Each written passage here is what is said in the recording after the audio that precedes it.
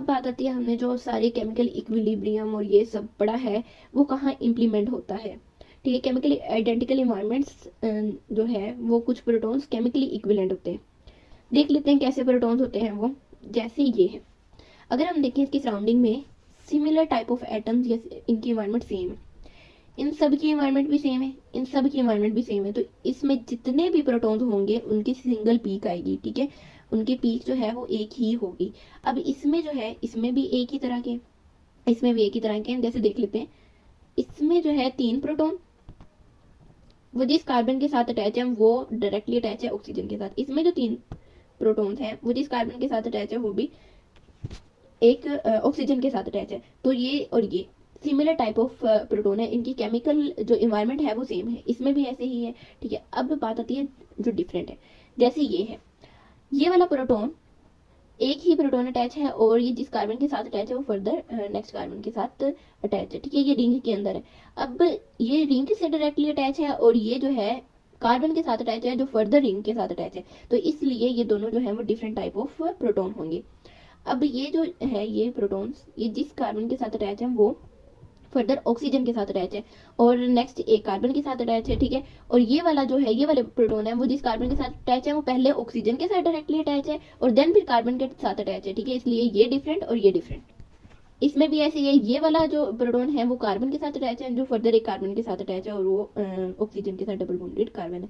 इसमें जो जिस कार्बन के साथ अटैच है वो डायरेक्टली ऑक्सीजन के साथ अटैच है देन कार्बन के साथ अटैच है। ठीक है, इसमें भी ऐसे ही है कि यहाँ पे जो प्रोटॉन है वो जिस कार्बन के साथ है वो एक तो ऑक्सीजन के साथ अटैच है और दूसरा क्लोरीन के साथ अटैच है, और इसमें सिर्फ ऑक्सीजन के साथ है, क्लोरीन नहीं है। ठीक है, इस तरह से जो है वो डिफरेंट इन्वायरमेंट बन जाती हैं प्रोटॉन्स की।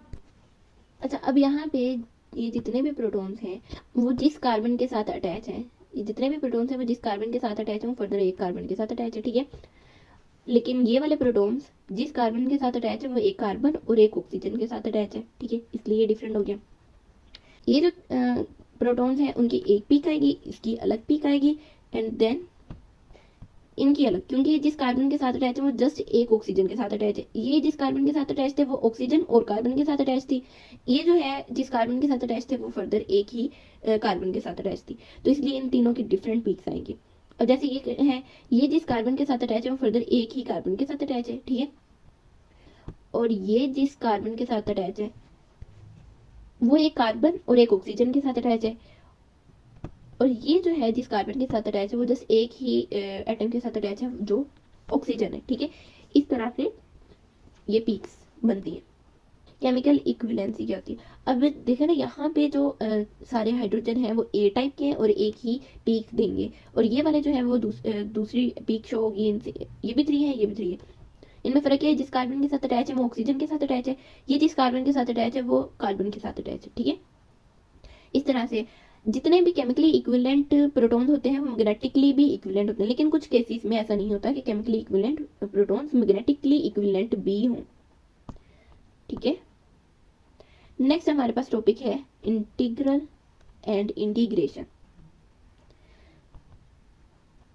इसमें दसना इंटीग्रेट की डेफिनेशन के इंटीग्रल होता है टोटल इंटेंसिटी ऑफ सिग्नल, कि वो जो पीक आई है वो कितनी उसकी हाइट है, कितनी विड्थ है, ये देखना। ठीक है, इंटीग्रल होगा।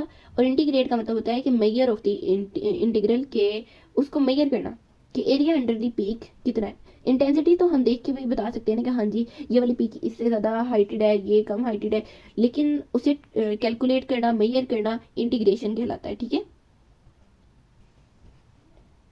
नेक्स्ट है, अच्छा इसकी इंटीग्रेशन का भी एक मेथड होता है।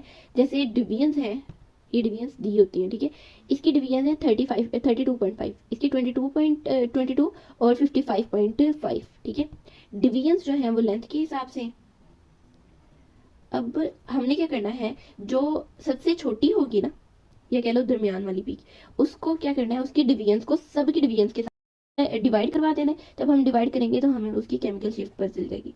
ठीक है, जब हम उसको डिवाइड करवाएंगे तो हमें वैल्यूज मिलेंगी। ठीक है, नहीं, जो वैल्यू हमें मिली है अब हम इसे 2 के साथ मल्टीप्लाई करवा देंगे। ठीक है, अब हमने जब इसे 2 के साथ मल्टीप्लाई करवाया तो हमें नंबर ऑफ प्रोटॉन्स मिल जाएंगे, ठीक है, राउंड ऑफ करके। जैसे ये 4.78 है तो इक्वल्स टू 5, ये 2 है तो 2.92 है तो 3। इस तरह से हमें नंबर ऑफ प्रोटॉन्स के बारे में पता चल जाता है by dividing the divisions to the smallest division. Next है chemical environment and chemical shift, ठीक है। अब ये कह रहे हैं कि किस तरह की इन्वायरमेंट किस तरह की केमिकल शिफ्ट लाती है, ये हम देखेंगे इन दिस। ओके, जो टीएमएस होती है इसकी 0 पीक होती है। जितने भी अल्केन्स होते हैं वो क्लोज टू द टीएमएस होते हैं।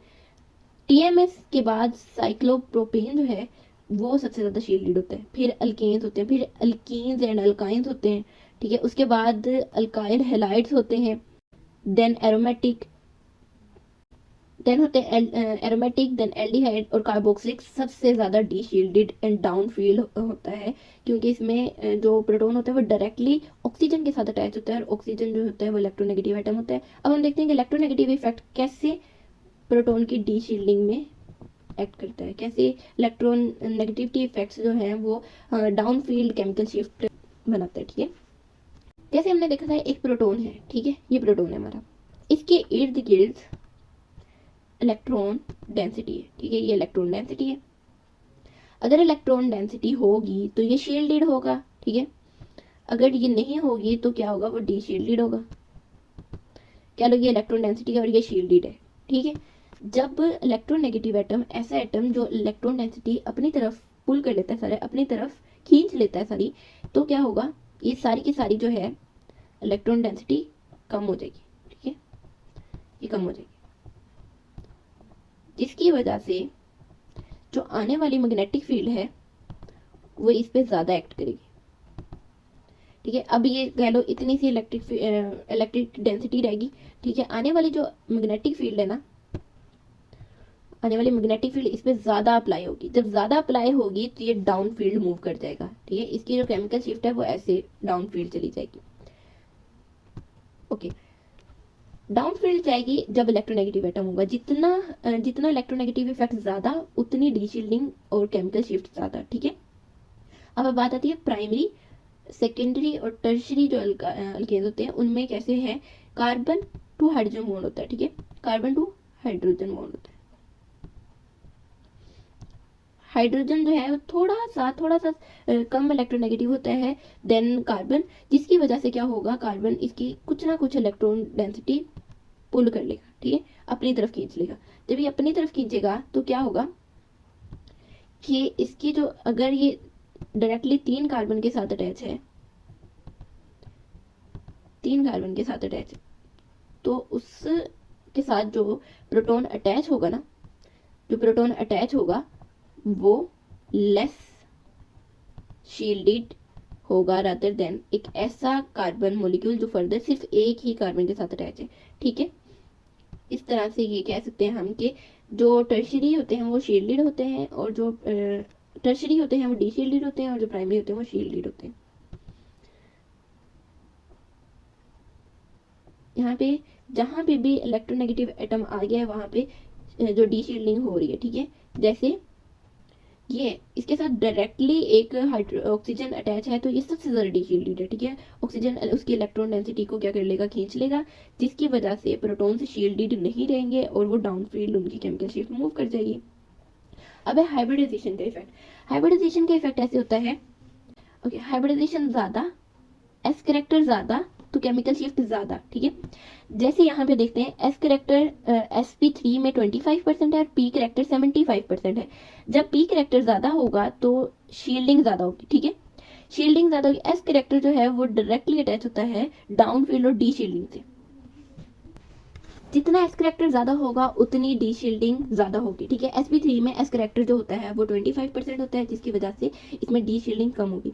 जितने भी अल्केन्स होते हैं, अल्केन्स ही होते हैं ना sp3 हाइब्रिडाइज्ड, वो सारे के सारे क्या होंगे, शील्डेड होंगे। उनकी जो केमिकल शिफ्ट है क्लोज टू द टीएमएस है।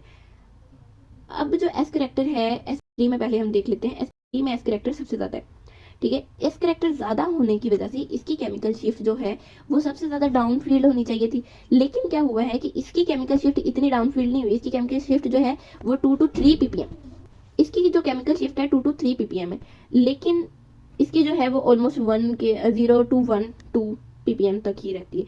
लेकिन जो sp2 होता है उसमें क्या होता है कि एस करेक्टर मतलब 50-50 होता है, लेकिन फिर भी इसकी जो केमिकल शिफ्ट है उसकी रेंज बहुत ज़्यादा है। तकरीबन एल्डिहाइड वगैरह जो है उनमें 9 to 10 है, ठीक है। इस तरह से इसकी केमिकल शिफ्ट क्यों इतनी ज़्यादा आ रही है, इसकी वजह ये है कि एक तो ना sp2 कार्बन एटम में sp2 कार्बन एटम जो होती है वो अपने इलेक्ट्रॉन्स को ज़्यादा टाइटली होल्ड करती है, जिसकी वजह से जो प्रोटॉन की शील्डिंग होती है वो कम हो जाती है, ठीक है। इसके अलावा एक ये भी रीज़न होती है कि जो ऑक्सीजन है वो डबल बॉन्ड के थ्रू अटैच होती है। जो sp2 कार्बन होती है वो मोस्टली ऑक्सीजन के साथ अटैच होती है। जहाँ ऑक्सीजन आ जाएगी वहाँ क्या होगा कि इलेक्ट्रोनेगेटिविटी है, तो जो इलेक्ट्रॉन डेंसिटी है वो सारी की सारी ऑक्सीजन की साइड पे चली जाएगी और प्रोटॉन लेस शील्डेड होगा, इलेक्ट्रोनेगेटिविटी ज़्यादा, डी शील्डिंग ज़्यादा, जिसकी वजह से जो होगी केमिकल शिफ्ट वो डाउन फील्ड होगी, ठीक है। इलेक्ट्रोनेगेटिविटी इफेक्ट में होता है कि इलेक्ट्रॉन डेंसिटी खींचता है, पॉजिटिव चार्ज तो उधर ही रहेगा ना, प्रोटॉन तो उधर ही रहेगा, लेकिन इलेक्ट्रॉन डेंसिटी खींच ली तो इसका मतलब उसकी जो लोकल डायमैग्नेटिक करंट कम होगा, जिसकी वजह से जो उससे प्रोड्यूस होने वाला मैग्नेटिक फील्ड कम होगा। जब मैग्नेटिक फील्ड कम होगा तो वो ज़्यादा आने वाली मैग्नेटिक फील्ड को अपोज नहीं कर सकेगा, तो जिसकी वजह से उसकी जो केमिकल शिफ्ट होगी वो डाउन फील्ड चली जाएगी, ठीक है। अब sp2 है उसमें एक तो ये रीजन आ गई। दूसरा sp2 में एक रिंग स्ट्रक्चर आ जाता है जिसमें पाई बॉन्डिंग होती है, ठीक है। पाई बॉन्डिंग होने की वजह से, जैसे ये हम कर लें, ये बेंजीन रिंग है, ठीक है। बेंजीन रिंग है उसमें ये पाई बॉन्ड है। पाई बॉन्ड होने की वजह से अनसैचुरेशन हो जाएगी। अनसैचुरेशन से जो इलेक्ट्रॉन डेंसिटी है वो इनहोमोजेनियस होगी और जो इलेक्ट्रॉन्स हैं वो लेस शील्डेड हो जाएंगे। दूसरा पाई बॉन्ड में ना इसमें रेजोनेंस आ जाती है, ठीक है। जब रेजोनेंस आती है, रेजोनेंस का क्या मतलब होता है, मूवमेंट ऑफ चार्ज। जब चार्ज इलेक्ट्रॉन डेंसिटी मूव करी है तो किसी भी एक प्रोटॉन पे नहीं है तो उसमें जो प्रोटॉन होते हैं वो लेस शील्डेड होंगे, ठीक है। इसलिए ये बात है कि sp2 में जो है केमिकल शिफ्ट वो सबसे ज़्यादा होती है रादर देन sp3। इलेक्ट्रोनेगेटिविटी का जो इफेक्ट होता है वो मतलब इससे हाइब्रिडाइजेशन इफेक्ट से ज़्यादा होता है, ठीक है। अगर हमें क्वेश्चन आ जाए एग्जाम में तो हमने इस एटम को ज़्यादा जो एक्सप्लेन करना है वो इलेक्ट्रोनेगेटिविटी इफेक्ट पे करना है, हाइब्रिडाइजेशन पे भी करेंगे, लेकिन इंपॉर्टेंट इलेक्ट्रोनेगेटिविटी इफेक्ट होगा। लाइक अगर मैंने बताना है कि इसकी केमिकल शिफ्ट क्यों डाउन फील्ड है तो मैं बताऊंगी कि इसके साथ जो इलेक्ट्रोनेगेटिव एटम अटैच है ना वो इसको डाउन फील्ड कर रहा है। नेक्स्ट है हमारे पास एसिडिक एक्सचेंजेबल प्रोटॉन या हाइड्रोजन। एसिडिक वो प्रोटॉन होता है जो इजीली रिमूव हो सकता है, और इजीली रिमूव वो हो सकता है जिस पे इलेक्ट्रॉन डेंसिटी या शील्डिंग नहीं होगी, इलेक्ट्रॉन्स का होल्ड नहीं होगा। जब इलेक्ट्रॉन्स का होल्ड नहीं होगा तो वो इजीली रिमूव हो सकता है। तो ऐसे प्रोटॉन्स की जो पीक आती है वो 10 to 12 ppm में आती है, ठीक है। ओके, जितना प्रोटॉन एसिडिक उतनी ही down field chemical shift. Exchangeable proton जो होते हैं, जैसे यहाँ पे हो ये वाला एक प्रोटॉन इसके करीब है, ठीक है, एक प्रोटॉन इसके करीब, यहाँ पे OH बंद है, ठीक है। ये OH बंद है ऑक्सीजन के बजाय, तो ये प्रोटॉन यहाँ से यहाँ मूव कर रहा है, तो ये एक्सचेंज हो रहा है, ठीक है। जब ये एक्सचेंज हो रहा है तो इट्स मीन कि ये फिक्स नहीं है। ऐसा प्रोटॉन डीशील्डेड होता है, डीशील्डिंग की वजह से उसकी केमिकल शिफ्ट ज़्यादा होगी, ठीक है।